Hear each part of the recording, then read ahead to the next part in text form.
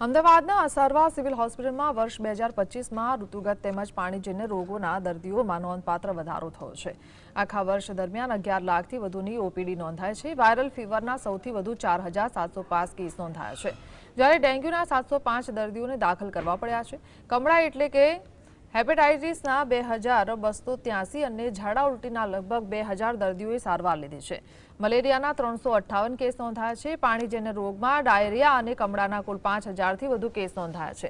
ડિસેમ્બરમાં ટાઇફોઇડના 18 અને viral ઇન્ફેક્શનના 203 case નોંધાયા છે। તેમજ આ વર્ષે પણ 11 લાખથી વધારે લોકોએ સિવિલ હોસ્પિટલની ઓપીડીમાં સારવાર લીધી છે। તો આખા વર્ષ દરમિયાનના જો આંકડા આપીશ ને તો ડેન્ગ્યુના 705 દર્દીઓએ સિવિલમાં સારવાર લીધી, 2000 જેટલા લોકોએ ડાયરિયા વોમિટિંગ માટે સિવિલ હોસ્પિટલમાં આવવું પડ્યું હોય, અને વાયરલ ફીવરના જો કેસીસ કહીશું આખા વર્ષ દરમિયાન આ 11 લાખ ઓપીડીમાં જોઈશું તો 4705 દર્દીઓએ વાયરલ ઇન્ફેક્શન માટે સારવાર લીધી છે। મેલેરિયાના 358 કેસ પૂરા વર્ષ દરમિયાન નોંધાયા છે।